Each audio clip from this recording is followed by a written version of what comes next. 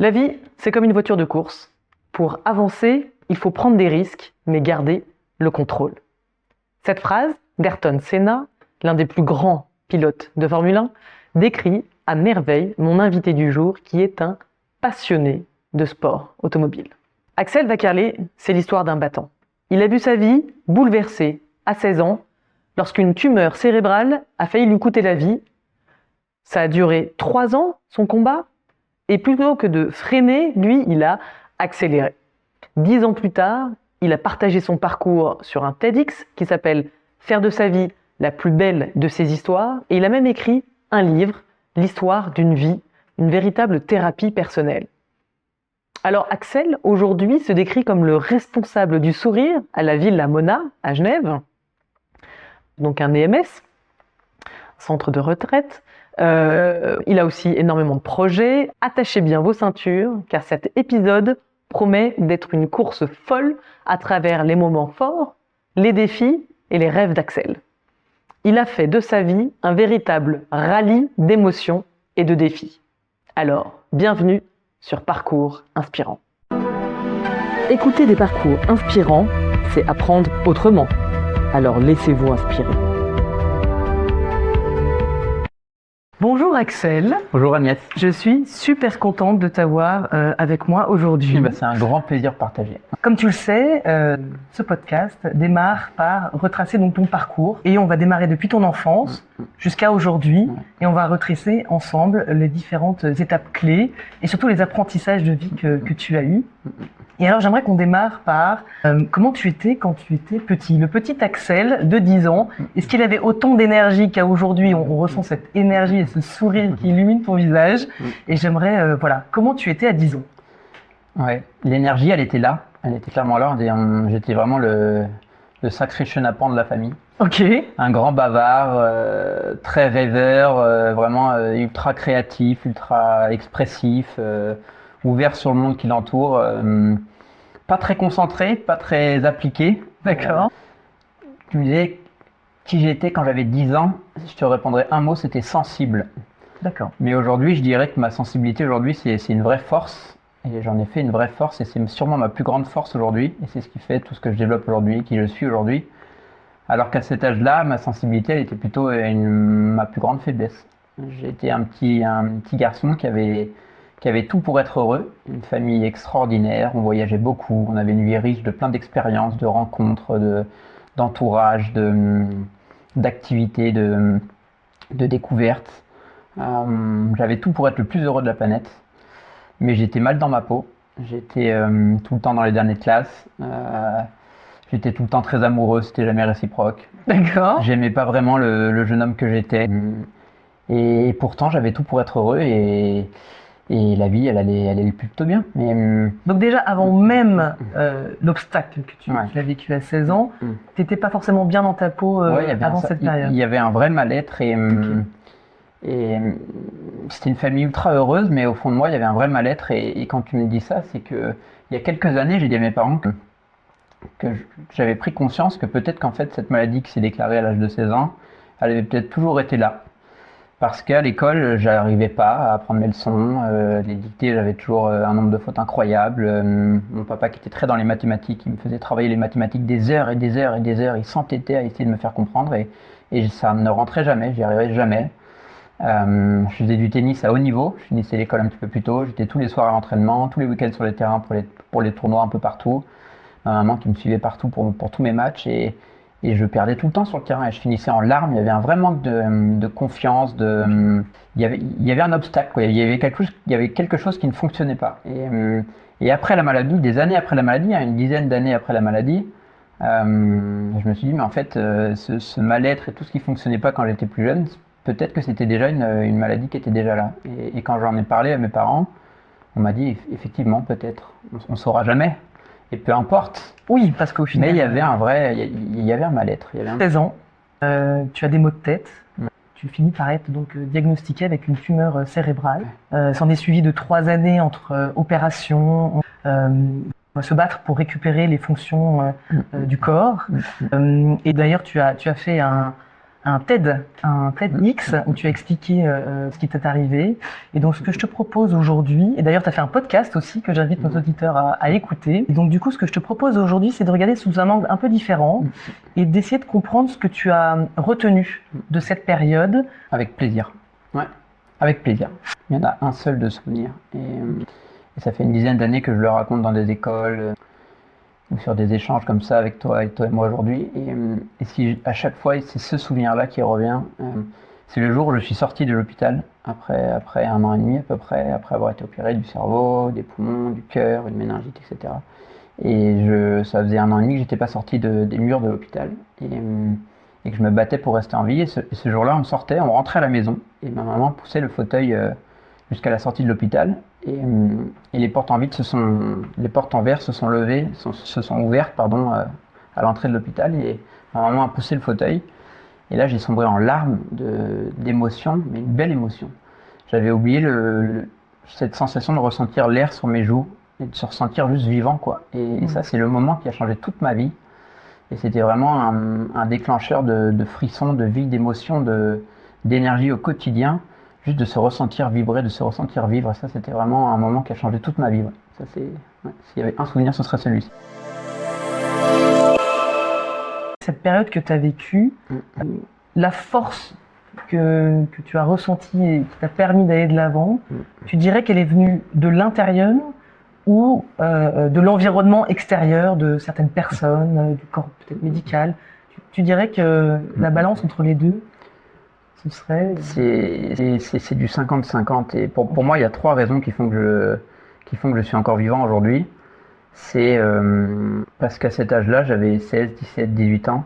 J'avais juste envie de vivre. J'avais vraiment une hargne de vivre, une envie de vivre au fond de moi qui m'animait, mais du matin au soir, de jour comme de nuit. L'envie de vivre ce que je n'avais pas encore vécu, de ressentir ce que je n'avais pas encore vécu. C'était trop tôt pour partir. J'étais encore un jeune homme qui voulait simplement vivre. Et donc j'avais vraiment cette envie de m'en sortir et de continuer à vivre parce que c'était trop tôt. Et je crois que cette envie-là, elle est primordiale pour s'en sortir parce que si on y croit et qu'on le veut, je pense qu'on est capable de tout aujourd'hui. Si j'y avais pas cru, que je n'avais pas eu envie, je ne serais plus là aujourd'hui. La deuxième chose, c'est mon entourage. J'ai une famille exceptionnelle encore aujourd'hui et je crois que c'est primordial aussi pour avoir la force de se battre, l'envie de se battre, d'être aimé comme ça. Et j'ai une famille, des parents, une sœur qui ont été exceptionnels. Ils avaient en parallèle de ça leur vie quotidienne, leur travail, leurs études, leur vie à eux, et qui s'étaient mis entre parenthèses malgré tout ça. Et pendant tout ça, mais ils géraient tout ça en parallèle et je les ai jamais vus pendant ces 3 années de combat. Je les ai jamais vus avec la détresse au visage, avec les larmes aux yeux, avec la détresse sur le corps, quoi. Et tout le temps plein d'énergie, de sourire, de positif, d'optimisme. Et ça, c'est juste tellement précieux, tellement précieux.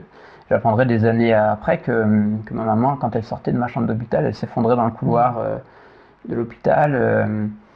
Des choses comme ça qui montrent que ça devait être vraiment terrible pour eux, mais ils ont été exceptionnels. Et je crois que c'est primordial. Le souvenir puissant, quand je vous parle de tout ça, c'est que quand, à la suite de l'IRM, au tout début de ce parcours, on sort de l'IRM qui déclare qui met en valeur quelque chose. Cette tumeur au cerveau, et ce mot qui fait peur à 16 ans, et à n'importe quel âge, mais qui m'avait terrifié à 16 ans. Et j'ai vu ma maman s'écrouler sur son tabouret, ça c'était un moment terrible. Et on a appelé mon papa sur la route du retour pour lui annoncer la nouvelle. Il était à la maison, il nous attendait, et on lui raconte ce que c'est, on lui explique que c'est une tumeur au cerveau, papa. Et ce qui me fait souffrir comme ça depuis des mois, c'est une tumeur au cerveau. Et là, pas du tout de détresse, de peur dans sa voix, dans sa réaction, au contraire, très spontanément. Mais c'est génial, Axel, vraiment comme ça, je m'en souviens. Dans la voiture, on était tous les deux en larmes avec maman, la nuit était tombée sur Lyon, et sur le Bluetooth, mon papa s'exclamait, mais c'est génial, Axel, c'est génial, ça y est, on sait ce que c'est, on va pouvoir te guérir, c'est bientôt terminé, le plus beau reste à venir, c'est génial, c'est une super nouvelle, il y a plus que si on diagnostique quelque chose, c'est qu'il y a une solution. Ouais, il y a un plan d'attaque. Tant qu'on est dans le brouillard. Moi, j'étais à ce moment-là dans une peur, dans une panique. Depuis quelques minutes, j'avais une bombe à retardement dans le cerveau et tout s'était arrêté d'une seconde à l'autre et je ressentais mon souffle, j'entendais juste mon souffle résonner dans mon cerveau. Enfin, c'est ultra indescriptible et Et ce papa-là, il était plein d'optimisme, en mode c'est génial, ça y est, c'est bientôt terminé, on va pouvoir te soigner maintenant, rentrez vite à la maison, je vous ai préparé un bon dîner, on va se régaler, c'est une super nouvelle mon fiston. Et ça c'est super puissant, et ils ont été comme ça tout le long, et ça je crois que c'est primordial aussi. Ok. Et la troisième chose, c'est la chance, parce que dans tout ça, il y a aussi beaucoup de chance. La dernière opération qu'on a essayé d'éviter pendant 1 an et demi, j'avais très peu de chance de m'en sortir. L'avant-veille de l'opération, mon chirurgien est venu me voir dans ma chambre. J'étais branché de partout. Il devait être 10h du soir à peu près. Et il m'explique ce jour-là qu'il est obligé de venir me voir ce soir, qu'il doit venir me voir pour me dire que après-demain matin, à 5h du matin, on va venir me chercher pour que je le rejoigne au bloc opératoire. Et que ce jour-là, il allait aller essayer d'enlever tout ça de mon cerveau et que j'avais très peu de chance de revenir indemne ou vivant. Il m'avait dit ça exactement comme ça, indemne ou vivant. Au moins, c'est cash. Et que je devais le savoir avant de partir. D'accord. Et ce soir-là, j'étais branché de partout dans mon lit et il était là debout comme ça. Et je lui ai simplement souri et je lui ai demandé s'il avait le temps de faire de la moto. Parce que quand on s'était rencontrés 1 an et demi avant, il m'avait raconté, c'était vraiment une rencontre, on se racontait nos parcours de vie et il m'avait raconté sa passion pour la moto, enduro. Et comme je le voyais jour et nuit là depuis plus d'1 an là, dans cet hôpital, est-ce que vous avez eu le temps de faire de la moto? Et il m'a répondu que c'était un peu compliqué, mais qu'il essayait. Il a dû être scotché. Et puis il est sorti de la chambre. Ok. C'est irréel, mais ça s'est passé comme ça. Et donc voilà. Moi, j'aimerais en venir à ton point 2 où tu exprimes que la famille, c'est quelque chose de précieux et qui t'a beaucoup aidé. Et au-delà de la famille, je vous dis ma famille, j'ai parlé de mes parents et de ma sœur, mais il y a eu mes oncles, mes tantes, mes cousins. Et quand je parle de famille, aujourd'hui, je parle de la famille large, c'est les meilleurs amis. J'ai des amis qui sont... J'ai une chance immense d'être entouré comme je suis entouré aujourd'hui et c'est quelque chose qui se développe de semaine en semaine et d'être entouré comme ça, c'est trop précieux et d'avoir des amis si précieux que ça, c'est une chance immense. C'est une force immense. Au-delà d'être une chance immense, c'est une force immense. C'est tellement précieux. J'aimerais savoir, est-ce que tu aurais une sorte de conseil pour des personnes dont l'entourage ne sait pas forcément comment se positionner? Typiquement, j'étais dans le cas où j'ai quelqu'un de ma famille qui a appris qu'elle avait un cancer et on ne sait pas forcément quoi dire. Parce que dire courage, je trouve que ça n'a pas tellement de sens. On ne va pas dire je te donne du courage ou je te souhaite du courage. Quels sont les mots peut-être qu'à l'époque, ton entourage, amis ou famille, ont pu dire et qui t'ont aidé? Je ne vais pas répondre tout de suite à la question, ça me fait penser à quelque chose que j'ai rarement dit, mais je me souviens à l'hôpital, quand j'avais beaucoup de visites en fin de parcours hospitalier, où ça allait mieux, où j'allais bientôt rentrer à la maison, j'avais beaucoup de visites, beaucoup de coups de téléphone et tout, et je me souviens que j'en avais presque marre. Parfois, on me disait, il y a un téléphone de papy et mamie, un téléphone de... Et il y a Pauline qui t'appelle, là. Et en fait, j'avais pas envie. Je pense qu'il y a des moments où il faut savoir aussi laisser la personne respirer et vivre son... C'est terrible comme réponse, c'est bizarre. Non, mais c'est... Plutôt que de venir avec des mots qu'on ne sait pas trop comment stimuler, comment utiliser, juste les silences, la présence, les sourires. On va en parler après, c'est sûr et certain, mais les sourires en fait et les regards. Je t'ai parlé de l'IRM, c'était à Villeurbanne, et c'est les premiers regards qui m'ont marqué, mais à vie. C'est les 2 personnes de l'accueil, de la réception à Villeurbanne, dans cette salle d'attente. Et quand on est reparti, on est repassé devant la salle de réception pour repartir. Ma maman et moi, on pleurait et on venait d'apprendre tout ça. Et il y a eu 0 mot. Elles n'ont pas essayé de dire des choses, de trouver les bons mots ou quoi. Elles nous ont simplement regardé et souri. Et tu vois, j'en parle rarement de ça, mais ces sourires-là, ils m'ont marqué à vie. Et pendant tout ce parcours, les sourires et les regards, ils sont tellement puissants, bien plus puissants que n'importe quel mot. Et ma mission sur Terre aujourd'hui, c'est de partager des sourires. Je te le dis avec les larmes aux yeux. C'est de partager des sourires partout où je vais, partout où je suis. Avec n'importe qui, avec qui j'échange, que je croise dans la rue, que je rentre dans un ascenseur, que je suis à la caisse d'un magasin. Le but, c'est de faire sourire le monde. Et sur mon compte LinkedIn, tu vois, professionnel, ma phrase, c'est travailler pour faire sourire le monde. Et le métier que je fais aujourd'hui, les projets que je développe aujourd'hui, et ma mission quotidienne en dehors de mon travail, c'est de faire sourire le monde. C'est tellement précieux. C'est tellement précieux. On va en parler, mais c'est tellement précieux. Pourquoi? Parce que le sourire, c'est l'expression naturelle du sentiment de bien-être. Une personne, elle réfléchit pas pour sourire.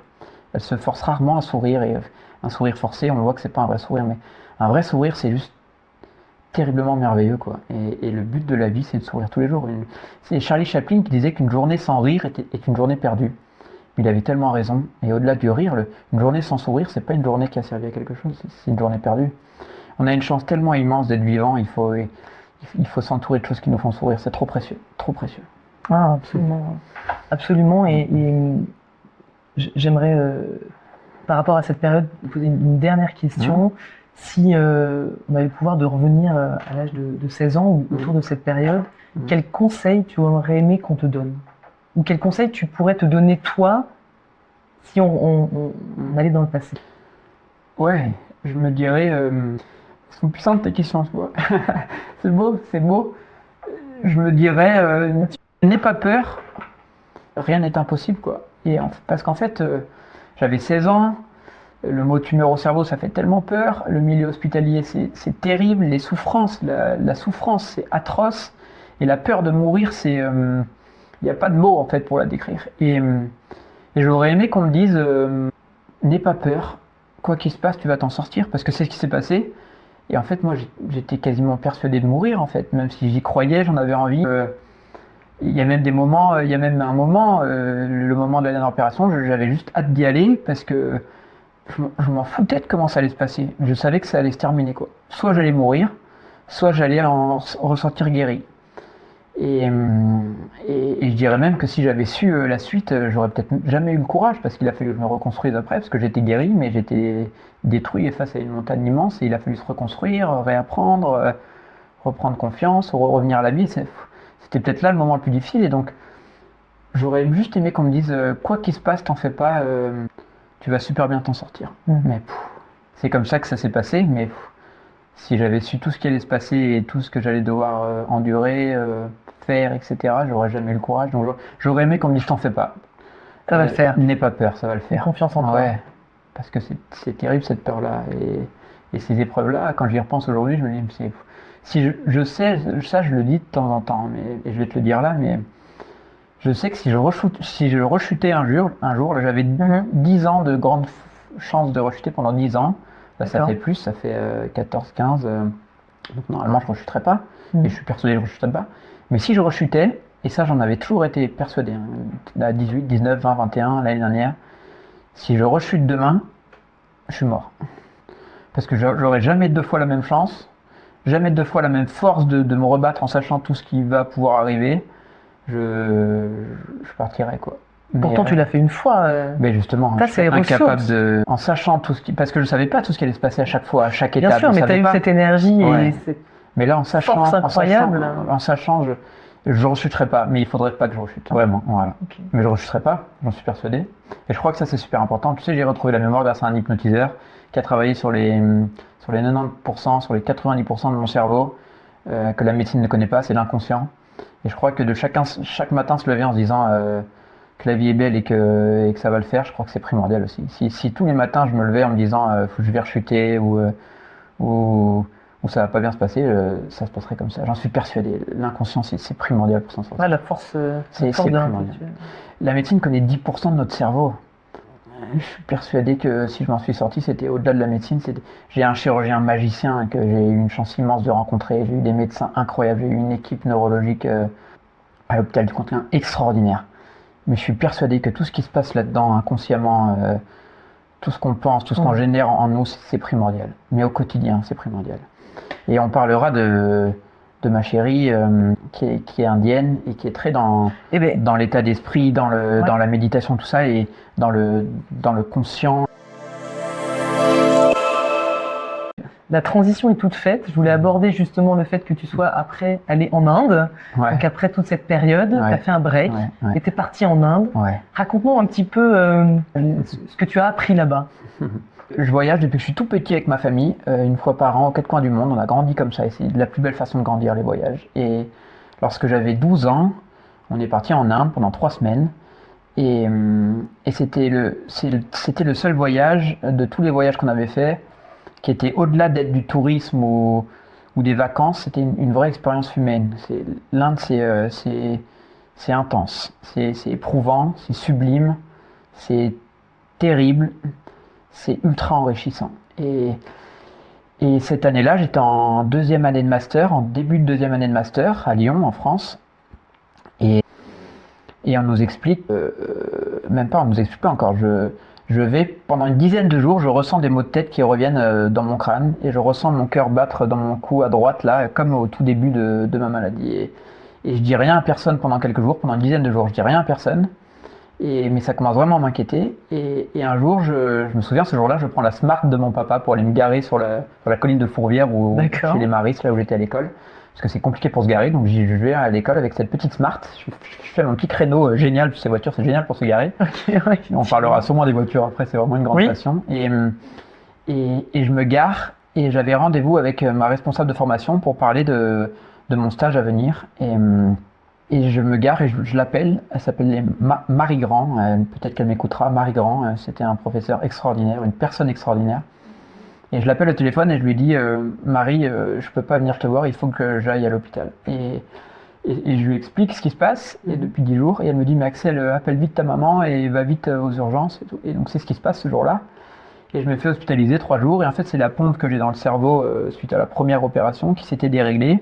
Et donc j'avais une surpression dans le cou, dans le cerveau, et donc c'est pour ça que je ressouffrais. Donc on m'a réglé tout ça, et en 3-4 jours après, je rentrais à la maison, et ça allait mieux. Mais j'ai eu tellement peur pendant ces 10 jours que, je sais plus, une dizaine, quinzaine de jours après ça, cette Marie Grande nous explique qu'il faut qu'on parte en stage sur les mois prochains, pendant 4 mois minimum, en dehors de la France, où on veut, faire ce qu'on veut, mais en dehors de la France, à l'étranger.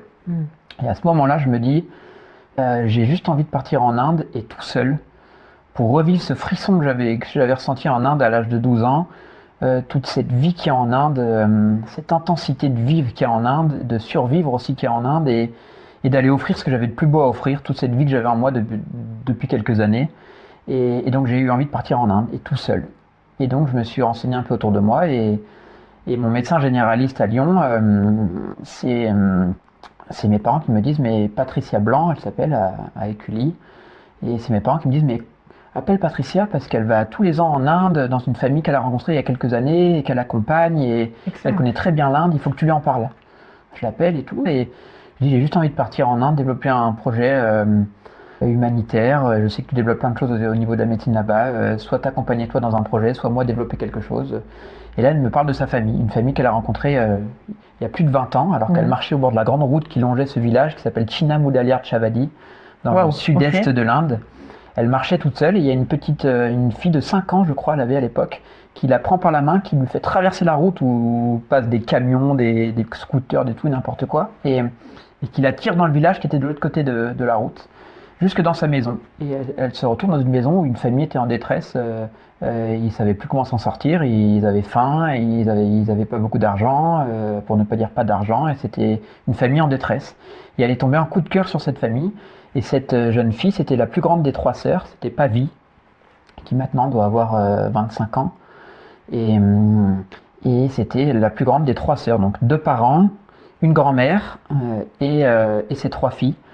Et elle est tombée en amour, un coup de cœur, un vrai coup de foudre avec cette famille. Et depuis, elle les accompagne, elle développe des projets là-bas, elle les accompagne, elle leur permet de vivre aussi, elle les a aidés à pouvoir faire des études, etc. Donc quand elle est là-bas, elle me raconte tout ça et elle me dit qu'en Inde, le grand fléau du siècle, là, c'est le diabète, qu'il faut se battre contre le diabète en Inde et que je pourrais faire un camp de prévention du diabète dans ce village-là, Chinamudaliar Chavadi. Et je lui dis, mais ce serait génial. Et elle me dit, ma famille, ils peuvent te loger. Je les appelle tout de suite. Elle les appelle sur son téléphone. Et elle a la maman indienne qui s'appelait Uma, qui s'appelle toujours Uma, et elle lui explique, et Uma lui dit au téléphone, écoute, tu nous l'envoies, nous on l'héberge et on le nourrit avec grand plaisir. Et donc ce jour-là, elle me dit, bah écoute, go quoi. Et donc on part là-dessus, et puis 3 semaines avant que je parte, j'ai une amie dans ma formation, une de mes meilleures amies aujourd'hui, qui fait partie vraiment de mes meilleures amies, Maureen, et qui vient d'écrire un bouquin. Et quand je lui explique que je pars en Inde, ça y est, pour mon stage, 4 mois en Inde, dans ce petit village-là, elle me dit, mais je rêverais de partir avec toi. Le même feeling, quoi. Et je lui dis ce jour-là, mais viens avec moi, on y va ensemble, on fera sûrement un meilleur travail à 2 et on sera plus fort à 2. Et je voulais vraiment partir seul au départ, mais je me voyais partir avec Maureen à merveille, vraiment. Et quand je le dis à Patricia Blanc, mon médecin qui m'avait permis de partir, elle me dit, écoute, c'est mieux que vous soyez 2 parce que l'Inde c'est difficile et vous serez bien plus fort à 2. Et on est parti vivre une expérience exceptionnelle qui T'es est une parti de mes combien plus de temps? belles expériences de ma vie. Pendant 4 mois, 4 mois. Ok. dans un petit village au bord de la route, donc China Moudaliar de Chavali. On vivait avec quasiment rien par jour et on a développé ce camp de prévention en partenariat avec un hôpital de Pondichéry et où il y a un docteur, docteur Vidya, qui est spécialisé dans la lutte contre le diabète. C'était en soi, c'était une aiguille dans une botte de foin ce qu'on a fait. On s'est occupé de 74 Indiens sur le 1,5 milliard d'Indiens qu'il y a. Ça a servi à rien ce qu'on a fait. Mais c'était notre dans leur petite- vie, ça comptait C'est énormément. ça. Et mais- pour ces personnes avec qui on avait vécu pendant 4 mois, et de voir tous ces sourires, tu vois, on en revient, mais de voir cette joie qu'il y avait ce jour-là, le sourire, la fierté de ces gens-là, la curiosité, la reconnaissance, l'amour qu'il y avait, c'était tellement puissant. Écoute, merci pour ce partage. Et justement, 10 ans après ce qui t'est arrivé, tu as écrit un livre que j'ai ici, Ouais, histoire d'une vie, ouais. Histoire d'une vie. J'ai pas écrit un livre. J'ai écrit des mots, parce que j'en avais besoin. C'était en 2014, je crois. Ça faisait 4-5 ans que j'étais revenu à la vie, 4 ans, et je m'éclatais. C'était un bonheur, j'étais vivant comme jamais, mais il n'y a pas un mois où il n'y avait pas 3, 4, parfois une semaine où j'avais pas les forces, où j'avais plus les forces de contenir tous ces souvenirs, toutes ces peurs, toutes ces sensations qui sont en moi et encore aujourd'hui et que j'avais pas encore apprivoisé et ça débordait et il n'y avait pas un mois qui passait ou plusieurs journées où je pouvais pas me sortir de mon lit, où j'étais en larmes dans mon lit et où j'avais plus les forces de me lever avec tout ça. Et pendant ce stage, je me rends compte que j'ai besoin de tout poser noir sur blanc, de tout écrire, parce que je sentais que ça allait me permettre de prendre de la distance avec tout ça. Donc c'était une vraie thérapie. Enfin, les 2 dernières heures de ma journée, je restais un peu plus tard au boulot, ou alors je terminais mon travail un peu avant et je me mettais à écrire. Je me mettais sur Word sur mon ordi, et dans mon bureau, parfois elle était là, parfois elle n'était pas là, j'écrivais de A à Z. Vraiment du voyage au Canada où j'ai ressenti ces premiers maux de tête, jusqu'à la fin, jusqu'à ce que je sois sorti d'affaires. Et j'ai tout posé noir sur blanc, comme ça venait. Et je me souviens que j'étais en chemise tous les jours, et que j'étais trempé dans ma chemise, et que j'avais des larmes aux yeux, et que, Une forme mais que d'évacuation. je sentais que ça me faisait un bien fou. J'écrivais tout noir sur blanc, et j'avais un plaisir aussi à écrire, parce que j'ai découvert pendant la maladie un vrai plaisir de transmettre des émotions avec des mots. Et ce que je faisais avec la photo depuis l'âge de 14 ans. Et là, les mots, j'ai découvert pendant la maladie la puissance des mots, et c'est quelque chose qui m'anime énormément aujourd'hui et qui définit un projet que je développe en ce moment. Et donc j'écrivais tout ça et ça me faisait un bien fou. Et après je prenais la voiture, je passais par le Mont Verdun, une route que j'adore, où je vais beaucoup rouler en ce moment, et je rentrais à la maison. Et je me sentais à chaque fin de journée. Et ce texte-là, 2 ans plus tard, il est devenu un bouquin. C'était pas prévu, mais c'est magnifique, c'est génial. Et de pouvoir partager, inspirer et faire du bien autour de soi avec mes mots, c'était magique, c'était une expérience extraordinaire. Et d'entrer en contact avec les maisons d'édition, d'en trouver une qui... D'accord, donc c'est toi qui proactivement est allé voir les maisons bien sûr, d'édition et avec mon récit, mon histoire, et j'en ai trouvé une qui tout de suite a été ultra sensible au récit, à ma sensibilité, à ma personne, et qui en plus éditait et publiait, diffusait sur Suisse et sur France, donc c'était génial. Et la maison 5 Sens, édition 5 Sens, et le fait de créer ce bouquin ensemble, de travailler la couverture qu'on a travaillé ensemble, qui est très jolie. la 4e de couverture, le texte aussi qu'on a écrit ensemble, que j'ai écrit, et c'était un travail passionnant et une fierté tellement immense. Pour ceux qui ne nous voient pas et nous écoutent, c'est un... Bah, écoute, je vais te laisser la décrire. La couverture ? La couverture. Ouais.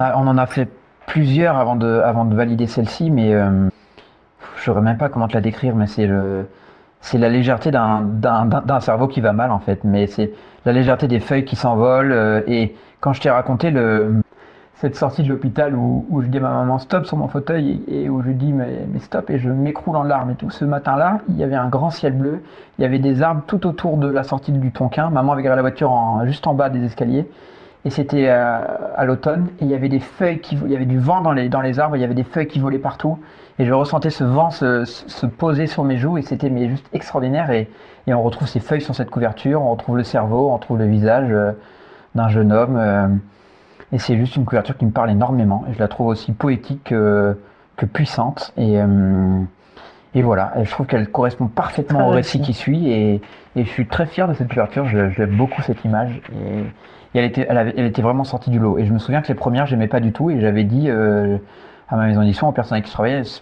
ça j'aime pas, ça non. Et je saurais même plus te dire à quoi elle ressemblait, mais celle-ci, tout de suite, j'avais dit, ah ça oui, ça c'est génial. Et l'histoire d'une vie, et c'est tellement puissant. Et tu as aussi fait un TEDx pour raconter. Et bah, c'était la première étape avant même le bouquin. Mon premier témoignage, je l'ai réalisé en 2014. À la fin de ce stage, c'est parfait comme transition, parce qu'à la fin de ce stage, j'ai une prof d'anglais, Madame Coury, qui m'entendra sûrement et qui est devenue une amie exceptionnelle. Et à la fin de ce stage, j'avais écrit ce bouquin et personne ne le savait autour de moi, à part, je sais même pas si je crois que ma famille le savait, mais je ne sais même plus.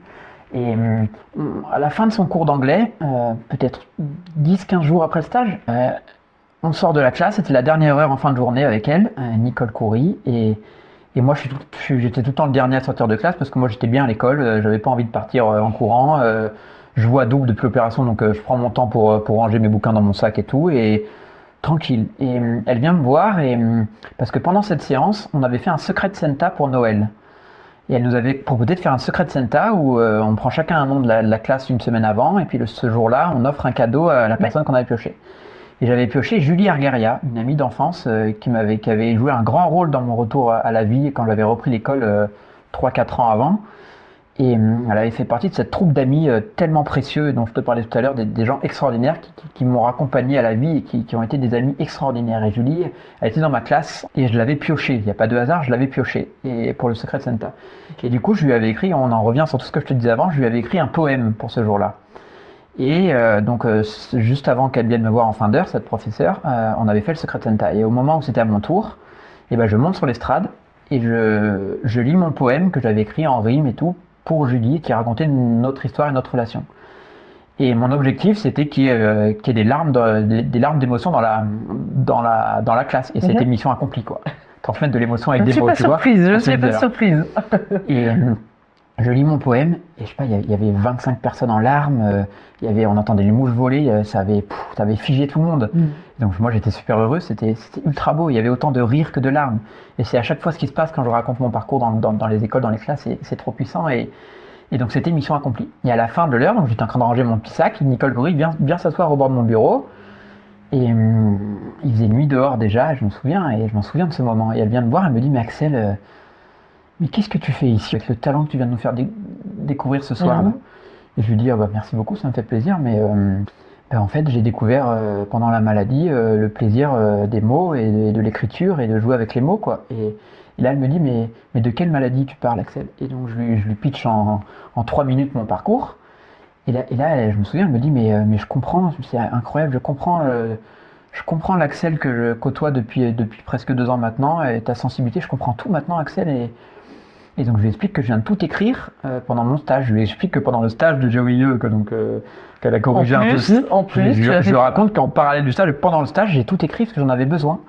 Et elle me dit ce soir-là, mais tu sais Axel, il faudrait que tu viennes raconter ton histoire dans une de mes classes ici à Saint-Marc. Okay. C'est une classe de première européenne, c'est une classe, ils parlent 3 langues, ils sont tout jeunes, mais ils parlent déjà 3 langues, ils sont très studieux, et leur examen en fin d'année, le thème pour cette année, c'est les héros non médiatisés. Et là tout de suite je lui dis, ah bah là bingo. Non, je lui dis, moi justement pas. Moi je lui dis les héros non médiatisés, mais hors de question, Nicole, moi je suis pas du tout un héros, et je veux pas du tout paraître pour un héros. Et là elle me dit, non mais c'est pas pour ça, tu me dis que tu en as besoin, ça va te faire un bien fou, eux ça va leur apporter quelque chose d'humainement ultra puissant, j'en suis persuadé, et en plus ça leur fera quelque chose à raconter pour leur examen que personne d'autre aura. Tu leur feras un beau cadeau. Je lui dis, je repars en mode, le héros non médiatisé, ça m'avait refroidi. Okay. Et puis 2-3 jours après... Parce que tu ne vois pas comme un héros. Mais non, mais vraiment pas, et je voulais surtout pas... Et donc quelques jours après, je lui dis, ok, on le fait, mais on part pas sur la thématique du héros non médiatisé. Mais pas de souci, tu fais comme tu le sens et tout. Et moi j'essaie de préparer. J'avais jamais fait ça. J'essaye de préparer, mais j'y arrive pas parce qu'en fait, ça venait tellement du cœur ce que j'allais raconter, j'arrivais pas à préparer. Donc j'y vais comme ça. Et je me souviens, j'avais ma petite chemise blanche rentrée dans mon pantalon. Et donc ce jour-là, j'arrive dans la classe de Madame Coury et elle m'accueille, elle me présente. Très studieux, une classe, tout le monde se lève, tout le monde m'accueille. Des élèves très studieux, très bien élevés. Vraiment un très bel accueil. Et je me mets à raconter comme ça vient, un peu comme je l'ai écrit quelques semaines avant, quoi. Et ce moment, c'était incroyable ce qui s'est passé. On entendait les mouches voler pendant plus d'une heure, et il y avait autant de rires que de larmes, que 5 minutes après encore des rires, ensuite ça revenait sur des larmes, une émotion mais incroyable, une attention puissante, et je voyais que ce que je racontais, moi, ça me faisait un bien fou, et eux, ça les touchait profondément, quoi. Il y avait un impact fort. Et moi, dans ma tête, je me disais, mais c'est fou ce qui se passe ce soir. Et je prenais un plaisir fou à vivre ce moment-là, vraiment. Parce que j'apportais quelque chose de puissant. Il y avait une émotion dingue. Et le mot émotion, c'est vraiment la chose qui m'anime au quotidien aujourd'hui. Et je faisais de tout ce que j'avais vécu une vraie boule de puissance, quoi. Autant de rire que de larmes, c'était trop puissant ce moment. Et je me souviens, à la fin, ces jeunes personnes venaient me prendre dans leurs bras, me faire des câlins, venaient me pleurer dans les bras, me disaient déjà à chaud que j'avais changé leur vie, qu'ils allaient sortir, qu'ils allaient ressentir l'air frais sur leurs joues. Ouah, mais c'était puissant. Mais moi, je vivais un truc, mais c'était incroyable. Et je ressors d'ici, je me souviens marcher jusqu'au métro de Bellecour, qui est à 800 mètres à peu près. Et je me sentais tellement léger, mais tellement léger. Je m'étais allégé d'un truc vraiment pesant. Et je me suis rendu compte que c'était une thérapie, mais incroyable. Et j'étais tellement fier de ce que j'avais apporté ce soir-là en plus. J'avais découvert un truc vraiment précieux. Et du coup, sur la semaine d'après, je reçois des lettres des familles de ces jeunes écrits à la main pour me remercier, c'était fou. Et je le refais 15 jours après dans une autre classe. D'accord. Des élèves, Nicole me dit, là c'est un autre type d'élèves, c'est des élèves qui sont en décrochage scolaire, qui sont un peu perdus, ça va être différent, mais je suis sûr que ça pourrait les aider. Et là j'arrive dans une classe où, avec la même chemise blanche rentrée dans le pantalon, et là ils sont tous debout sur les tables, avec des casquettes et tout, et on me regarde arriver comme ça avec ma chemise, c'est qui lui? Je sens que je suis moins bien accueilli. Et puis je commence à raconter, et ça se passe pareil, et donc c'était fou.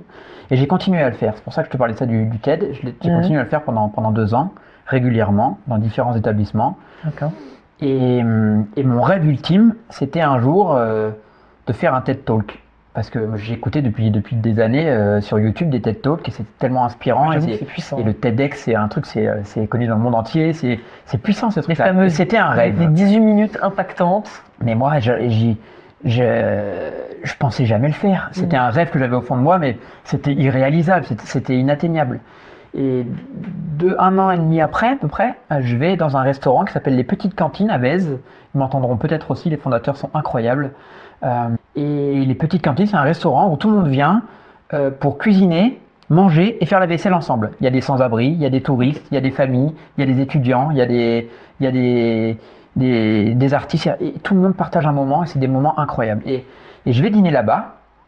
Tout seul, même pas avec des amis, tout seul, et je rencontre des gens, je fais des rencontres et tout, et pendant tout le repas, au bout de la 2e table, je vois une jeune fille que je connais, mais je sais pas d'où. Et pendant tout le repas, ça me perturbe, je regarde du cornet, qui c'est? Et à la fin du repas, je vois qu'elle saute en première sur les 2 éviers pour faire la vaisselle. Je vais directement à l'évier, et j'arrive à côté d'elle, et tout de suite elle me dit, écoute, je crois qu'on se connaît, mais je sais pas d'où. Je lui dis, ah bah ça me rassure, ça veut dire qu'on se connaît sûrement, parce que ça fait 2 heures là que ça me hante. Et donc on discute 5 minutes ensemble et puis on se rend compte qu'on était à l'école primaire. Et je lui dis mais c'est génial, et tu deviens quoi, qu'est-ce que tu fais? Et elle me dit je fais un double cursus, la Sciences Po EM Lyon. Et je lui dis brillante, et qu'est-ce que tu fais ici et là du coup? Elle me dit qu'à Sciences Po elle travaille un peu sur toute la géopolitique, etc. Et qu'à EM Lyon, elle fait juste partie d'une association. Et je lui demande et c'est quelle association? Elle me dit c'est l'association qui organise le TED Talk à l'EM Lyon de cette année. Bingo. Et là je lui dis mais t'es sérieuse? Mais tu sais que je rêve de faire un TED Talk, et c'est quoi la thématique de cette année du coup? Et elle me dit c'est Are We There Yet? Donc c'est l'idée de l'expédition, de l'aventure, du départ, de l'arrivée. Voilà. Et là je lui dis mais tu sais que ça pourrait coller avec mon parcours et ce que j'aimerais raconter. Et elle me dit c'est pas un hasard, parce que là on commence depuis 2-3 jours là à chercher les candidats. Donc si ça t'intéresse, je te mets en relation, je te laisse mon numéro, et le lendemain elle me rappelle, et j'échange avec 2 autres personnes, et puis je suis inscrit, et je me suis mis en relation avec une coach, Alexandra Scora, une fille qui était extraordinaire, Alexandra Scora, peut-être qu'elle m'écoutera, et si elle m'écoute, je la remercie encore une fois. Une coach en prise de parole, en écriture de script, etc. Et je me souviens de lui dire au début, elle me pitch un peu le truc, elle me dit que cette année-là, il y aura 9 talkers, que je serai le dernier des 9 à passer, que ça sera à l'EM Lyon, dans l'amphithéâtre de l'EM Lyon, et qu'on aura chacun, plus court que les TED qu'on voit d'habitude, on aura chacun 9 minutes pour talker. Je lui dis, ok, super et tout. Et là, elle me dit qu'il faut que j'écrive un script et tout. Elle me parle de tout ça. Et je lui dis, mais en fait. Oui, parce que c'est très structuré. Et moi, ce jour-là, jeune comme j'étais, avec peu d'expérience et tout, je lui dis, mais en fait, je peux pas l'écrire, c'est impossible. Parce que ça vient tellement du cœur ce que je vais raconter, je peux pas l'écrire, c'est impossible. Et oui. et donc, moi, elle m'a dit, bah écoute, Axel, essaye de le travailler comme ça, de tenir 9 minutes et on se tient au courant. De toute façon, moi, je suis dispo et tout. Et je commence à essayer de travailler. Et en fait, très rapidement, dans les 10 jours qui suivent, je me rends compte que, peut-être 15 jours qui suivent, je me rends compte que c'est un travail passionnant à faire ça. Et je me rends compte que c'est impossible de tenir 9 minutes sans écrire quelque chose. Avec tout ce que j'ai à raconter, c'est impossible. Et donc je la recontacte et je lui dis, mais en fait, tu avais raison, il faut absolument que je l'écrive. Elle me dit, voilà, exactement. Donc il faut que tu te concentres sur le message que tu veux faire passer, que tu fasses tes étapes, les grands messages que tu veux raconter. Et ensuite, tu écris ton script mot à mot, comme tu veux le dire le jour J, etc. Comment tu veux dire les choses, comment tu veux faire comprendre les messages, etc. Et il faut que tu te chronomètres et que ça tienne 9 minutes. Et là, je suis rentré dans un travail, mais qui est passionnant, où j'écrivais à la main sur des feuilles blanches mon talk. Pour 9 minutes de 3 ans de vie. Il t'a fallu combien de temps? Eh bien, 6 mois. Le travail, c'est non seulement de l'écrire, de le timer, et une fois que c'est prêt, c'est de l'apprivoiser, de le connaître par cœur, mais sans le réciter le jour J. Sans que ce soit ça reste un peu spontané. Ça reste vivant, spontané. Et il est là le challenge en fait. Et donc en fait, il s'est passé les 2-3 derniers mois, il s'est passé un travail de... Ouais, je l'apprivoisais quoi, et je le récitais comme une poésie, mais en essayant de le faire vivre. En tout cas, je vais mettre le lien. Ouais. Il dure 9 minutes, c'est pas long, allez l'écouter, c'était un moment podcast. Et pour la petite histoire du TED, ça faisait 2 ans que je le racontais régulièrement dans des écoles, dans des événements, dans des associations, etc. Et mes parents n'étaient jamais venus m'écouter parce qu'ils n'avaient jamais eu la force, vraiment. Parce que souvent, je leur racontais ces moments-là et jamais ils avaient eu l'envie ou la force de venir m'écouter parce que c'était dur pour eux ces mots-là. Et le jour du TED Talk, dans le public, il y avait mon papa et ma maman. Et quand je sors de la scène après mes 9 minutes de talk, il y a Alexandra qui m'attendait dans la loge. Elle était en larmes dans la loge d'émotion. Et je la vois en larmes, je la prends dans mes bras. Et au moment où je la prends dans mes bras, je lui fais un câlin. Je vois entre 2 gradins mes parents qui s'est lui dire. Et alors là, ce jour-là, c'était et c'était un moment, mais c'était incroyable, c'était magique, ouais. C'était extraordinaire. Ouais. Magnifique. Voilà. Je mettrai tout en lien. Aujourd'hui, donc tu travailles à la Villa Mona à Genève. Explique-nous un petit peu quel est ton rôle et en quoi tu arrives à poursuivre finalement ce partage en émotion aussi au sein de ton travail. Je bosse pas, je vais offrir ce que j'ai de plus beau à offrir chaque jour et on me le rend beaucoup et c'est passionnant et c'est vraiment passionnant. Donc ils m'ont donné une chance immense et je m'éclate et j'offre ce que j'ai de plus beau à offrir. Exactement, c'est ce que j'ai de plus beau à offrir. Et j'arrêterai jamais ce métier de la Mona. C'est une vraie famille, c'est des résidents que j'aime sincèrement, c'est bien plus qu'un métier, c'est une vocation quoi. Je suis là parce que je devais être Mais là. Ils ont bien de la chance. Et une fois de plus, comme je disais tout à l'heure, je pense que je rends beaucoup ce qu'on m'a offert et cette puissance de ces sourires, de cette joie, de cette affection. Et je me présente souvent au sein de la Villa Mona, comme encore il y a quelques jours là, comme le responsable du sourire de la Villa Mona. Je me présente pas comme animateur socio-culturel, pas comme assistant socio-éducatif, mais comme le responsable du sourire de la Villa Mona. Je me présente tout le temps comme ça, aux familles, aux gens qui viennent visiter, je me présente comme ça. Et c'est vraiment ça. Et donc, je fais un métier qui est entre l'animation socio-culturelle et l'assistanat socio-éducatif. Et en plus, à côté, tu disais, tu as fait tout le reste, 2 projets. Les 2 projets, mon boulot à la Villa Mona, la VAE, et puis tous les gens que je vois partout, mes passions, j'arrête pas. Mais en fait, c'est une vie comme ça, c'est génial, c'est ça d'être vivant en fait. Finalement, c'est aussi la vie que tu as choisie. Mais oui, et parlons c'est justement ce qui me rend heureux. Parlons de tes 2 projets, qui sont plus que des projets. Qui se développent, qui sont plus que des projets. Qui combinent passion et envie de partager, transmission. Au sein de ces 2 projets, on va retrouver un peu tout ce qu'on s'est dit là. Et c'est bien plus que des projets aussi, c'est des missions quoi. Et c'est le premier. Depuis une dizaine d'années, je parle tout le temps d'un journal du bonheur parce que je déteste ces journaux et ces informations télévisées et ces journaux pour raconter toute la misère du monde. C'est ça, hein, parce que quand on lit à la Villa Mona, on parlait de la Villa Mona, mes résidents, il y en a une dizaine le matin qui reçoivent tous les matins leur tribune de Genève. Et combien de fois il y en a qui m'appellent, qui me disent mais le monde va mal, il n'y a que des atrocités. Et en fait, sur une tribune de Genève, 90% des informations, elles sont négatives, elles sont atroces, elles sont terribles, elles sont anxieuses. Ça ne sert à rien de partager ça, ça ne sert à rien. Et moi, ça m'insupporte, alors que je suis persuadé que la vie quotidienne, elle est entourée d'un milliard de bonheurs, d'un milliard de petites choses qui font plaisir, qui font du bien, qui font sourire, qui émeut, qui rendent fiers, qui donnent de l'énergie, qui donnent envie. Et ça, on ne parle pas de ça. Et les gens se renferment sur leur anxiété, sur leur solitude, sur leur peur, et les gens ne partagent plus, ne ressentent plus tous ces bonheurs qui sont autour d'eux. Et ça, c'est ma mission sur Terre. On se l'est déjà dit un peu par tout ce qu'on s'est partagé tout à l'heure. Quand je fais la lecture des nouvelles à la Villa Mona de temps en temps, là, j'ai quelque chose que je n'aime pas faire parce qu'on vient de se dire tout ça. Je le fais de temps en temps. Et ben, je lis pendant 10 minutes la tribune de Genève du jour, les quelques nouvelles pas trop atroces qu'il y a à lire.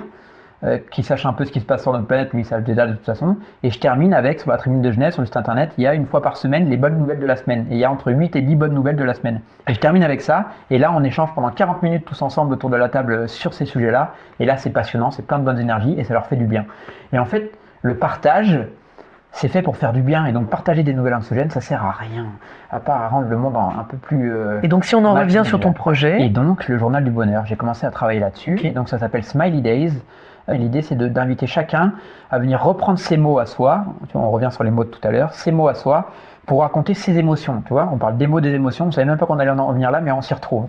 Et parce que la puissance des mots et des émotions chaque jour, c'est trop puissant. Et donc, chaque jour, on est entouré d'un milliard de choses qui font du bien, comme tu disais. Et donc, l'idée, c'est d'inviter chacun à chaque jour, ou pas forcément chaque jour, mais chaque semaine, chaque fois qu'il y a des choses qui leur font du bien, qui leur font plaisir, qui les font sourire, qui les émeut, qui leur donnent de l'énergie, qui les rendent fiers. Toutes ces choses-là qui font du bien chaque jour. De reprendre ces mots en fin de journée pour les écrire simplement par une phrase, par 2 phrases, par 3 phrases. Pas écrire des romans, juste écrire ce qui m'a fait du bien aujourd'hui et de le partager. Ça fait du bien à chacun de le faire parce qu'on se refocalise sur ce qui nous a fait du bien aujourd'hui et ce qui va nous faire du bien demain, ce qui nous a rendu fiers aujourd'hui. C'est une vraie petite thérapie personnelle, ça j'en suis persuadé. Et de le partager autour de nous, ça montre à chacun que sur le trottoir d'à côté, dans l'entreprise d'à côté, dans les maisons d'à côté, il se passe plein de choses merveilleuses. Et ça donne chacun l'envie de relever un peu le nez, le regard et le cœur sur le monde et sur cet émerveillement d'être en vie, quoi. Et ça, c'est trop précieux. Ce journal, Et donc, ça va être une plateforme web pour permettre à chacun de rentrer et de m'envoyer ces petits mots-là. Une page Instagram où je vais rediffuser tous ces petits mots-là partout en France, en Suisse et dans le monde entier, en français et en anglais.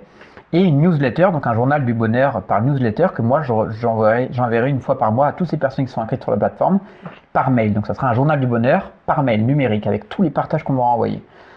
Et si un jour on arrive, et c'est l'objectif, c'est la mission, à être 500 000, 1 million, 2 millions, 3 millions sur cette page Instagram, sur ce site-là, et ben on aura tout ce qu'il faut pour, par la puissance du groupe, pour financer un vrai journal papier qui sera disponible en kiosque, qui arrivera à la Villa Mona pour mes résidents et qui racontera localement tout ce qui fait du bien autour de chez nous. Mais je suis persuadé que ça créerait une spirale positive qui ferait du bien à notre société, et notre société en a besoin de ça, et ça ferait vraiment du bien à tout le monde. Et c'est ma mission sur Terre, et donc c'est un travail qui m'anime énormément, et donc ça c'est Smiley Days. Okay. Et en parallèle, et qui avance plus vite que Smiley Days, parce que là entre la vie une autre de tes passions. Exactement. Et en fait, ce projet-là a pris le dessus sur Smiley Days depuis quelques mois. Pourquoi Drive and Smile? C'est un projet aussi auquel je pense depuis 6 ou 7 ans. Et en fait, il y a 3 ans, un peu moins de 3 ans, j'ai une connaissance avec qui j'étais à l'école chez les Maris, d'ailleurs, chez Made in, là où j'ai fait mon master et ma licence en gestion, que je côtoyais juste comme ça. On n'était pas amis, mais on se côtoyait, on se connaissait. On se suivait sur les réseaux depuis plus de 8 ans. Et il y a bientôt 3 ans, il m'a écrit sur Messenger, alors qu'on n'échangeait pas plus que ça, en me disant « Écoute Axel, je suis à Annecy depuis 3 mois, je sais que tu es à Genève, tu n'es pas très loin, j'ai besoin de te parler, mais je ne sais pas trop comment m'y prendre. » Et je me souviens de lui répondre, écoute Mathieu, c'est un grand plaisir de te lire, comment tu vas, qu'est-ce que je peux faire pour toi? Et là il me dit ce jour-là, écoute, on m'a diagnostiqué il y a 3 mois un cancer incurable du cerveau, et donc j'ai emménagé chez ma maman à Annecy, là où je suis hospitalisé, et je suis en chimiothérapie, et je sais par où tu es passé et toute la vie qui est en toi en ce moment, et que tu n'es pas loin d'Annecy, et j'ai vraiment besoin de te voir. Et là, je me souviens que ce soir-là, je l'appelle au téléphone et je lui dis tout de suite, je m'attendais pas à ça, mais déjà, avant tout, le mot incurable, tu te l'enlèves du cerveau, parce que ton médecin, il t'a dit que c'était incurable. Moi, on m'a dit que j'avais une chance sur 1000 de m'en sortir. Donc non, on va s'en sortir, et moi, je vais t'accompagner là-dedans, je serai ton petit ange gardien, et quand tu seras sorti d'affaires, tu viendras le raconter avec moi, et ce sera trop une belle histoire. La semaine d'après, je suis allé le voir chez sa maman, et Il y avait son papa et sa maman, je crois, ce jour-là, ou juste son papa, je ne sais plus exactement. Et j'ai vu un Mathieu que j'avais pas vu depuis 8-9 ans, 8 ans. J'ai retrouvé un Mathieu, mais qui était malade, hein, qui avait le crâne un peu rasé déjà, et qui se battait, qui faisait sa chimio et tout. Et il était, mais un sourire comme ça, une énergie, mais comme si de rien n'était. Zéro peur, zéro anxiété, zéro stress, rien du tout. Juste dans quelques mois, c'est terminé, quoi. C'est génial et ça fait plaisir de te voir, Axel. Ultra inspirant. Et ma mission, c'était que ça soit ça tout le monde, quoi. Et à partir de ce jour-là, j'étais un peu son petit ange gardien, son petit frère de cœur. Et on s'est liés d'une belle amitié, d'une belle relation. Et on se voit régulièrement depuis. Et il a rechuté plusieurs fois en 2 ans et demi, là. Il a rechuté plusieurs fois. Il en est chaque fois ressorti indemne de ses opérations. Il a enchaîné plus d'1 an et demi de chimiothérapie. Il revient de loin et il est toujours là, il est en pleine forme. Et en fait, il y a 6 mois à peu près, un peu moins de 6 mois, je vais déjeuner avec lui et sa maman à Annecy, chez sa maman. Et il avait été opéré une énième fois quelques semaines avant. Et il avait fait 2 crises d'épilepsie, il tremblait beaucoup. Et il avait naturellement perdu l'énergie qu'il avait naturellement depuis le début. Et sa maman m'avait dit en off, j'ai besoin de toi, quoi. Et j'ai perdu notre Mathieu, il est éteint là. Et je me souviens que pendant l'apéritif, il va nous entendre, c'est sûr, Mathieu, parce qu'on bosse quotidiennement ensemble là, et c'est génial de le voir en pleine forme comme il est aujourd'hui, on va bien finir. Mais ce soir-là, je vais dîner avec eux, et pendant l'apéritif, je me souviens de cette phrase où Mathieu me regarde dans les yeux et me dit, mais Axel, si je m'en sors, je vais faire quoi après? Et ça m'avait tordu le bide. Et on passe à table ensuite, et à table, sans même réfléchir, je pense à un projet. Moi, je bossais sur Smiley Days depuis des mois, et ça m'avait donné une énergie, ça me donnait une énergie, une fierté, une projection, énorme, quoi, trop précieux. Et je me suis dit, mais en fait, il faut que je remette dans cette énergie-là, il faut qu'on développe un projet tous les deux. Et je pense à ce projet-là que je pense depuis 6 ou 7 ans, et qui nous correspond parfaitement par nos parcours de vie. Et je lui pose une question. Je réfléchis même pas, ça vient tout seul à table. Et je lui pose une question, je lui dis, Mathieu, c'est quoi les 2 trucs qui t'animent le plus aujourd'hui? Et j'espérais qu'il allait me répondre ça, et c'est ce qu'il me répond. Il me dit, tu le sais, Axel, c'est les voitures et les voyages. Et je lui dis, bingo. Et je lui dis, écoute, on va monter un projet tous les deux, c'est toi qui vas prendre le lead dessus, à ton rythme, en parallèle de tout ton parcours médical actuel. Et ça va te redonner de l'énergie, de la fierté, de l'envie, de la vie, quoi. Et il me dit, mais c'est quoi ce projet? Je dis, on va créer un club automobile, comme il en existe des centaines en France, en Suisse, partout. Un club automobile, mais que celui-là, il n'existe pas, et j'y pense depuis des années, moi.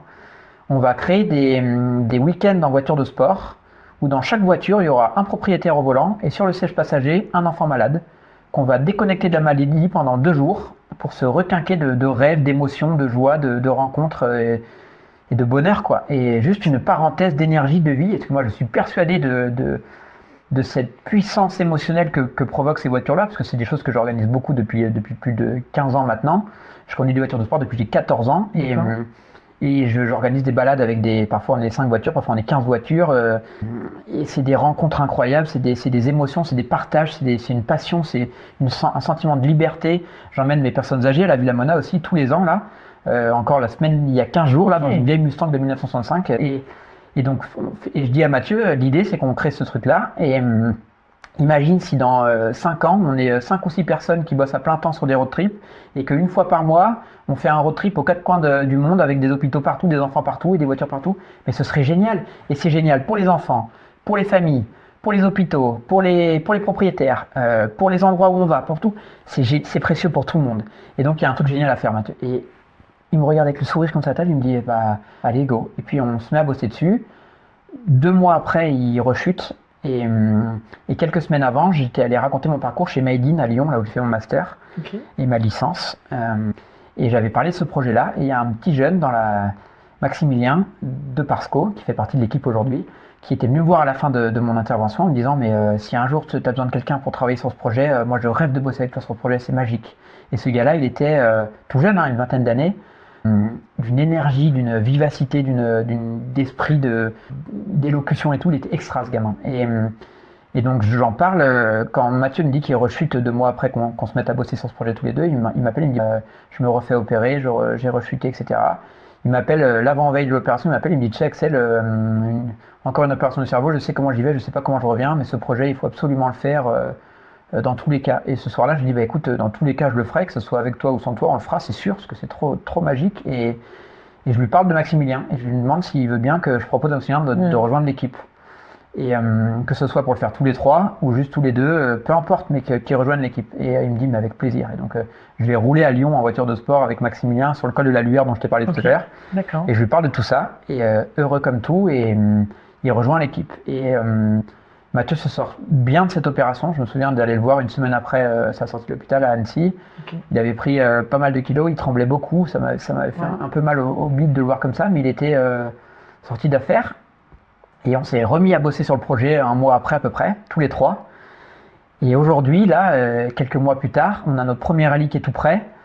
Et ce projet-là, il me tient tellement à cœur. Et il y a quelque chose de magnifique à faire. Ça va être incroyable. C'est fantastique comme tu arrives mais ça va être à connecter les gens. Ça va être fou. C'est impressionnant. Donc ça, c'est Drive and Smile. C'est énorme. C'est trop fou ça. C'est fantastique comme on ressent le fait que tu as reçu pendant des années et tu as été aidé et entouré. Et là, on sent que tu as envie de redonner, de partager, de transmettre. C'est même pas une envie, c'est naturel en fait, je crois. Et c'est vraiment ce que j'ai de plus beau offrir, ce qui me fait le plus de bien aussi, parce que je fais pas que donner, parce que quelqu'un qui donne, et sans prendre soin de soi et sans recevoir en retour et tout, il s'épuise et il se fait du mal.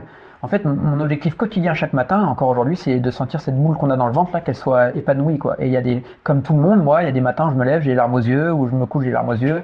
On a tous nos petits coups de blues et tout. Mon objectif principal, il est égoïste, c'est cette boule qui est là dans mon ventre, c'est qu'il faut qu'elle se sente bien, quoi. Et ça, c'est hyper important. Et t'as une phrase un peu feel good ou un mantra? Oui, elle est gravée derrière ma montre là, que j'ai eu pour mes 30 ans il y a 2 ans, bientôt 3 ans. Il y a gravé une phrase derrière, c'est le titre de ma conférence TED d'ailleurs, il n'y a pas de hasard, tu vois. Et c'est ma phrase à moi. C'est faire de sa vie la plus belle de ses histoires. Et on s'y retrouve, tu vois. Et c'est chaque jour, il faut faire de chaque journée une belle histoire à raconter. Et tu vois, on s'y retrouve, une belle histoire à raconter, les mots. Mais bien sûr, il faut avoir plein de belles choses à vivre et à raconter, c'est trop précieux. Je crois qu'à la fin, tu veux finir par une minute inspirante, donc je te le dirai à la fin, mais je voulais te le dire à la fin, mais je vais te le dire maintenant, c'est pas grave. La vie, d'être vivant, c'est le plus beau cadeau qu'on nous ait fait. Et on est sur une planète qui est immense, et où il y a des milliards de choses à faire, à créer, à ressentir, à découvrir, à vivre. En fait, il faut que chaque journée soit faite de moments qui font du bien, de choses qui font du bien. Il y en a chacun différent qu'on soit. On a des choses qui nous font du bien, on a des choses qui nous font envie. Il n'y a rien d'impossible. Il ne faut pas avoir des rêves, il ne faut pas penser à des choses. Il faut avoir des projets, il faut avancer, il faut aller faire les choses, il faut aller découvrir les choses, il faut aller s'ouvrir sur le monde qui nous entoure. Et c'est comme ça que la vie est belle en fait. Et c'est en partageant et en vivant, quoi. Et on ne vit pas tout seul sans rien faire en fait. C'est pour ça que de partager, de ressentir des choses, c'est trop précieux. Faire de sa vie la plus. Ma mission sur Terre, souvent, je dis que c'est de permettre à chacun de se ressentir vibrer au plus profond de soi. Mais c'est trop précieux. Et tu vois, ça me donne envie de pleurer parce que de se ressentir vibrer au plus profond de soi, c'est trop précieux. Mais c'est trop précieux et c'est trop génial. Je dis pas ça pour. C'est égoïste en plus parce que c'est pour soi. Mais ça fait tellement du bien. Et quelqu'un qui se ressent vibrer, il vibre, et ça fait vibrer les gens qui sont autour d'eux. Tu rayonnes. Je le vois là, la Mona. Mes sourires, ils sont contagieux. Et cette énergie-là, elle est contagieuse. Et ça ferait tellement du bien à notre société. On a un monde où on vit un nombre d'atrocités en ce moment sur notre planète. Humainement, on sait de quoi on parle. J'ai même pas besoin de vous dire de quoi on parle, mais si chacun pensait comme ça, on aurait un monde qui... Alors c'est un peu bisounours de dire ça arrivera jamais. C'est le propre de l'homme de se battre, d'avoir des intérêts. C'est le propre de l'homme. Il y aura toujours des guerres sur la planète, il y aura toujours des intérêts, il y aura toujours de l'égoïsme, il y aura toujours de la folie. C'est le propre de l'homme de se battre. Mais si chacun vivait chaque jour pour partager un peu de bonheur pour soi et pour celui qui est à côté de lui, putain, le monde serait tellement meilleur. Et Smiley Day, c'est la mission, c'est que chacun se reconcentre sur ce qui lui fait du bien et le partage. Et cette spirale, si on arrive à rassembler des centaines de milliers de personnes, voire des millions de personnes autour de ce projet-là, on pourrait faire cette petite mission-là que je fais au quotidien à petite échelle. On pourrait la faire. Je serais tellement fier de l'avoir fait, de l'avoir tenté. Et je suis persuadé qu'on peut faire quelque chose. Et il y en a beaucoup autour de moi, je te le dis, je ne l'ai jamais dit à personne, mais à part ma chérie, mais je te le dis, il y en a beaucoup qui vont l'entendre et qui vont se reconnaître, mais il y en a beaucoup qui ne croient pas du tout en ce projet-là. Il y en a beaucoup qui ne croient pas du tout. 1, parce qu'ils ne se voient pas écrire si leur font du bien. 2, parce que il y en a beaucoup qui ne croient pas à ce projet-là. Moi, j'y crois dur comme fer et c'est ma mission sur Terre et j'irai jusqu'au bout. J'irai jusqu'au bout d'en faire quelque chose, mais je veux en faire quelque chose. Et c'est ma petite mission et je serais trop fier d'avoir fait, de l'avoir tenté. Et ça m'anime jour et nuit. Je vais me battre pour le faire, pour que ça se diffuse au plus large possible. Mais c'est ce qu'on dit, c'est it's impossible until it's possible. Et si on écoute tout ce qu'on se dit autour, il n'y a pas de raison. Et personne ne réalise ses rêves sans avoir essayé et sans y avoir cru. Et si un jour mes résidents à Blamona, ils reçoivent en parallèle de leur tribune de Genève là, le journal du bonheur par Axel Vécarlé et son équipe, mais moi je serais trop fier de l'avoir fait. C'est vraiment ma mission. Et je le vois quand je fais mes nouvelles du jour et je finis par mes 10 nouvelles qui font du bien, mais l'énergie que ça leur donne, et on le fait en fin de matinée avant le repas, tous ils repartent s'installer à table, mais avec une énergie, des remerciements, des sourires. Bah, mais c'est tellement. J'en suis tellement convaincu de tout ça. Et il y a tellement plein de merveilles à raconter et à vivre que. Et des merveilles, c'est pas des choses. Il y en a beaucoup qui se diraient, mais oui, mais il a de la chance, il gagne bien sa vie, il voyage, il a des jolies voitures, genre. Mais n'importe quoi. Les bonheurs, c'est une ombre sur un trottoir, c'est un sourire partagé à quelqu'un dans la rue qu'on connaît pas. Il est là le bonheur, il n'est pas du tout dans le fait de partir à Pékin ou de rouler en Maserati, on n'a rien à foutre de ça. Et quand je te parle de mes voyages en voiture et tout, c'est pas du tout rouler en voiture, rouler en Porsche, rouler en Ferrari. Non, c'est ce qu'on ressent dans le siège là et c'est les émotions que tu vas partage avec quelqu'un, on roule jamais tout seul. Mais c'est trop précieux. Et le bonheur, il est juste à côté de chez nous, il est dans notre salon au quotidien. Il faut juste y prêter attention et le ressentir. Dans ma famille, on parlait beaucoup de moments privilégiés. Et alors moi, je parle des moments hors du temps. Ouais, et moi, j'essaye, c'est pas que j'essaye, c'est que je fais en sorte de créer des moments, mais au quotidien, hein, c'est mensuellement parlant, hein, c'est des moments hors du temps, que ce soit des endroits magiques, des expériences magiques, des rencontres magiques, des émotions magiques, des découvertes, des instants extraordinaires. Et c'est les moments hors du temps où tu sors du quotidien qui est un peu compliqué forcément, parce que le quotidien, il se passe plein de choses sur notre planète compliquées, que le quotidien du travail, c'est pas un monde facile, mais de vivre des moments hors du temps où on pense à plus rien et où juste des émotions, c'est trop précieux. Et ça, j'ai la chance de vivre une vie pleine de moments hors du temps, et ça, c'est magique. Tu es fort inspirant, et ce que je te propose, c'est qu'on attaque les instants signature de ce podcast. Et alors c'est quoi un instant signature? Eh bien, voici une baguette magique. Donc pour ceux qui ne le voient pas, c'est une baguette magique de ma fille quand elle était petite, donc elle ne Comment s'appelle plus. Anaïs. Anaïs. Je te transmets cette baguette. Et écoute, tu en fais ce que tu veux. Je suis pas magicien du tout. Non, mais grâce à ça, tu peux le devenir. Alors voilà, je te la confie et dis-moi ce que spontanément tu auras envie d'en faire. Je le vois dans tes yeux, il y a 1000 idées qui viennent d'arriver et que le tri n'est pas facile. Mais voilà, l'effort de une, là, ce serait laquelle? Je pense que je l'ai jamais dit comme ça, mais c'est une impossibilité. Mais si j'avais une baguette magique, ce serait ça. Ce serait de vivre dans un monde où la tendresse et la joie prendraient le dessus sur la violence et l'anxiété. Et on a un monde qui est trop animé par la violence et l'anxiété. Et ma mission sur Terre, c'est de partager des sourires. Si on pouvait avoir un monde de sourires, moi je serais super heureux. Moi, si j'avais une baguette magique, ce serait un monde qui sourit. Mais c'est trop précieux et ça fait trop du bien. Et un monde qui sourit, ça, ce serait mon plus beau souhait pour la planète. Un monde qui sourit. Plus de sourire. C'est ma mission sur Terre. J'ai l'impression qu'avec tout ce que tu dis, trop important. Ça me fait penser à l'effet papillon. Et parfois, on a l'impression qu'une petite action ne peut pas changer le monde. Je te propose qu'on attaque le deuxième instant signature. On va faire un instant tac au tac. C'est le buzz. Donc ça va être difficile pour toi, je le sens, parce que l'idée, c'est que ce soit des réponses assez courtes. Ouais, je vais essayer. Spontanément, il ne faut pas réfléchir en fait. Il ne faut pas réfléchir. Il y en a combien des questions? Il y en a une dizaine. Ok, il faut pas que je réfléchisse beaucoup. J'essaie d'être spontané. On va essayer d'être assez concis, ok? À chaque question, il va y avoir le fameux dong. C'est moi qui vais le faire. Ok. Et il sert à quoi le dong? C'est pour passer à la prochaine question? Exactement. T'es prêt? Ouais. Ça fait peur, j'ai super peur. Allez, c'est parti. Quelle est ta plus belle rencontre? Je dirais Arpita. C'est la demoiselle que j'ai rencontrée il y a 4 mois. Et je me rends compte que tout ce que j'ai vécu avant, c'était pas du tout le vrai amour. Et que ce que je rencontre aujourd'hui et ce que je vis aujourd'hui, c'est naturellement le bonheur. Et c'est un parcours de vie exceptionnel, c'est une intensité émotionnelle puissante, c'est une intelligence grandiose, c'est un talent extraordinaire et c'est une relation amoureuse dont j'ai toujours rêvé. Et je pense que chaque homme qui réussit, il a une femme qui l'accompagne.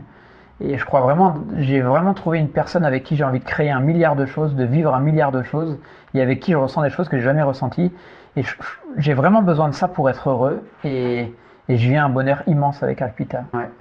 J'ai pas réfléchi, t'as vu ou pas? Magnifique, magnifique. Je pense qu'il serait très content. Allez, sans transition, si tu avais à donner un conseil à quelqu'un qui en ce moment vit un épisode pas facile face à une maladie, tu lui donnerais quoi? Ben, je dirais que on se l'est dit un peu tout à l'heure, mais que n'aie pas peur, en fait, il n'y a rien d'impossible. Tout est possible et le corps humain il est capable de faire des choses incroyables, il faut juste y croire et en avoir envie.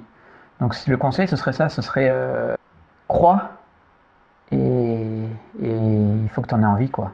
De l'envie et tu y crois et tu en as envie, tu vas t'en sortir. J'en suis persuadé. Très bien. Quel est le conseil le plus absurde qu'on ait pu te donner? Qu'on ait pu me donner? Ouais. Le conseil le plus absurde qu'on ait pu me donner, je suis obligé de réfléchir. Ça, je suis obligé de réfléchir. Tu devrais arrêter de mettre de la cannelle dans ton hachis parmentier. Ok. Celui-là, il est absurde. C'est une réalité en plus. Très bien. J'aurais pas eu cette idée. Je te raconterai après. Très bien. En off. Ça me plaît. Même si elle est très connue dans mon entourage. Quel est le truc le plus fou que tu aies fait? Le truc le plus fou que j'ai fait? Le truc le plus fou que j'ai fait? Peut-être, je sais complètement, ça y est, je sais, que je fais. C'est possible?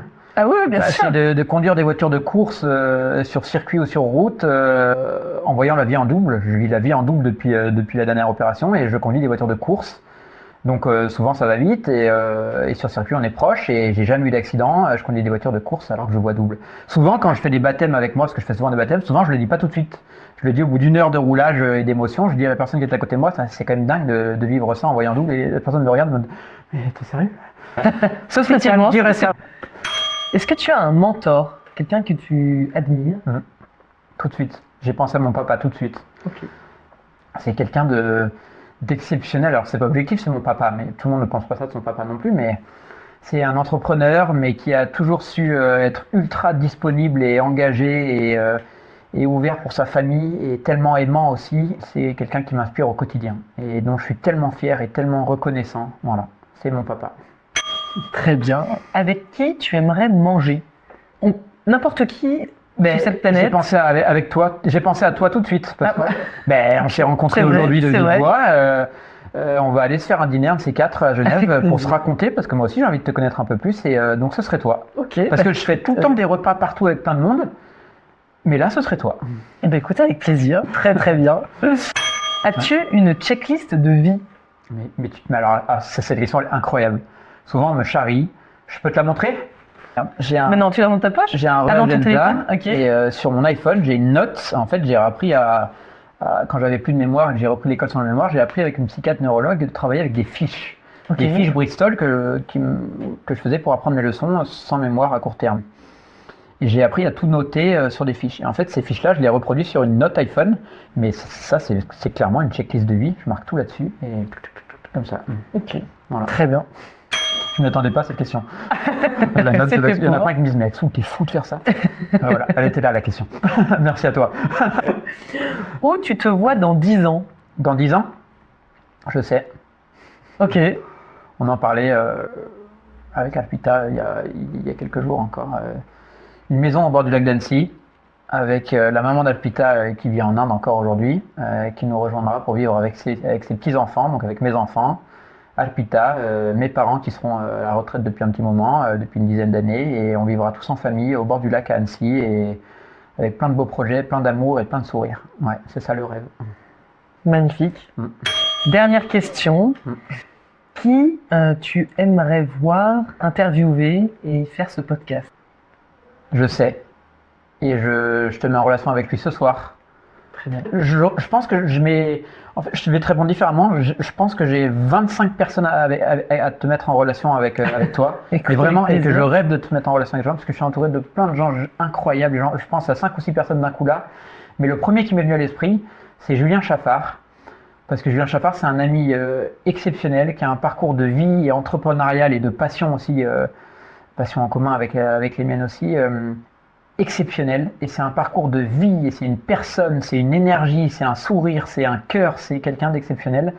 Il va m'entendre quand je vais dire ça, donc c'est un peu comme si je disais que Julien, je t'aime, j'ai envie de dire ça, quoi. C'est quelqu'un d'exceptionnel. Et lui, à interviewer, tu vas passer un moment incroyable. Et je te fais une liste, je te les envoie tous ce soir ou demain, mais avec immense plaisir de te mettre en relation. Avec plaisir. Trop bien. Écoute, on arrive à la fin de l'interview. Absolument. C'est un vrai Ouais, c'est Axel qui vient de buzzer. Bon, la minute inspirante. Ouais. La minute inspirante, moi j'aurais juste envie de dire que, comme on l'a dit tout à l'heure, être vivant, c'est le plus beau cadeau qu'on nous ait fait. Et que la vie, elle est tellement fragile. Là, dans 10 minutes, il peut nous arriver une atrocité, une maladie, un accident, quoi que ce soit. Et donc la vie, elle est tellement fragile, mais tellement merveilleuse aussi.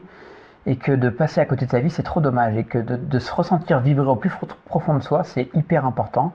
Et que donc, il n'est jamais trop tard pour faire de sa vie la plus belle de ses histoires. Et de partager du bonheur autour de soi. Et c'est comme ça que la vie est belle, quoi. C'est comme ça. Et puis, il faut rencontrer Agnès parce qu'elle est vraiment super sympa aussi.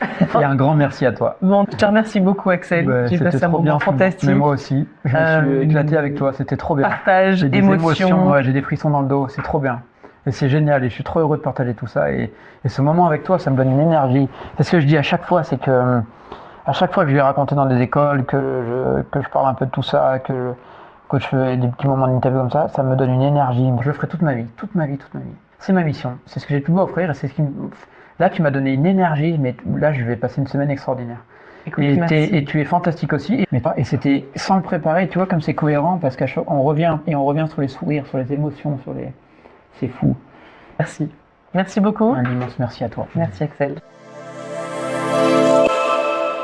Si vous êtes encore là, c'est probablement parce que cet épisode vous a plu. Et ça, c'est vraiment génial. Alors, j'ai 2 petites choses à vous demander. 1. Abonnez-vous. Si vous écoutez en format audio, abonnez-vous au podcast sur votre plateforme préférée. Et si vous êtes plutôt vidéo, cliquez sur s'abonner, sur la petite cloche, à ma chaîne YouTube. C'est la meilleure façon de ne rien manquer des prochains épisodes. Et 2, parlez-en autour de vous. Que ce soit un ami, un collègue ou un membre de votre famille, partagez cet épisode. Qui sait ? Cela pourrait peut-être les inspirer, les motiver ou tout simplement leur faire passer un bon moment. Alors merci infiniment pour votre écoute et surtout, n'oubliez pas, chaque parcours est une source d'inspiration. On se retrouve très vite pour un nouvel épisode de Parcours Inspirant.